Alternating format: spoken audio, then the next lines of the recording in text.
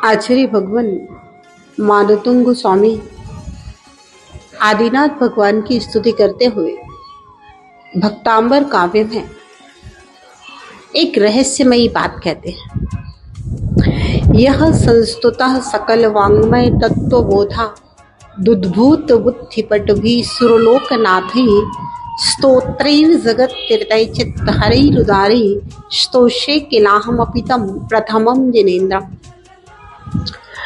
यह संस्तुता जिनकी स्तुति की गई है, किनके द्वारा?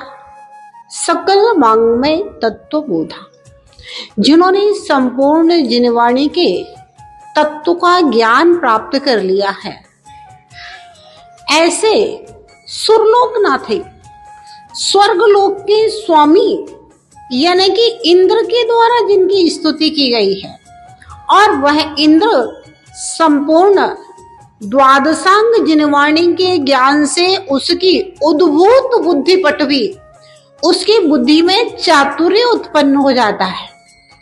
अब देखिए रहस्य की बात कि आचार्य मानतुंग जैसा महाकवि कहता है, महाविद्वान कहता है, जो कि बिना कॉपी और बिना कलम के मुखाग्र भक्तांबर जैसे मृत्युंजयी स्तोत्र की रचना कर देता है।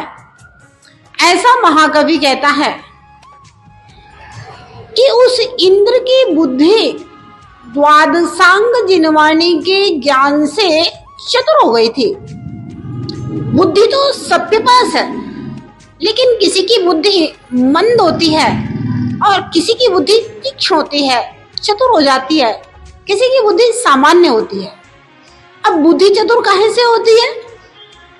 पांचों इंद्रियों के विषय भोगों में लगाने से कभी बुद्धि चतुर नहीं होती।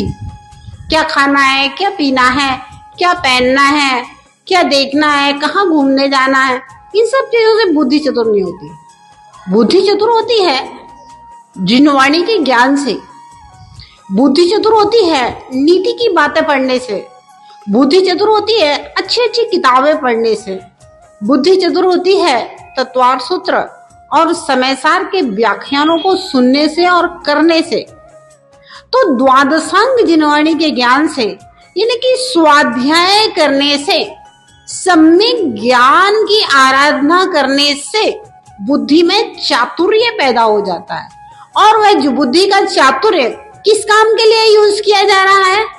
अहंकार के लिए नहीं, नाम के लिए नहीं, धन कमाने के लिए नहीं। उस बुद्धि के चातुर्य का उपयोग भगवान की भक्ति में किया जा रहा है, आराधना में किया जा रहा है। किसके द्वारा? स्वर्ग लोक के राजा सम्राट इंद्र के द्वारा। तो हे भव्य आचार्य मानतुंग महाराज के संदेश है, संकेत है। अगर हम अपनी बुद्धि का चातुर्य प्राप्त करना चाहते हैं तो थोड़ा सा समय निकाल करके दिन में एक बार स्वाध्याय अवश्य करें। मन नहीं लगता, मुझे मालूम है, समय की कमी है, ऐसा नहीं है। समय तो सबके पास है, 24 घंटे ही होते हैं, और समय का मैनेजमेंट तो हम स्वयं करते हैं। समय का नियमन मेरे द्वारा किया जाता है। हो सकता है मन ना लगता हो, जब हमारा किसी काम में मन नहीं लगता ना, तो हम दूसरे कामों में अपना मन लगा लेते हैं और कहते हैं कि समय नहीं मिल रहा। वास्तविकता होती है मन नहीं लगता है। अगर मन नहीं भी लगता है तब भी कम से कम मन मार के ही सही 5 मिनट प्रतिदिन स्वाध्याय करना अवश्य शुरू करें।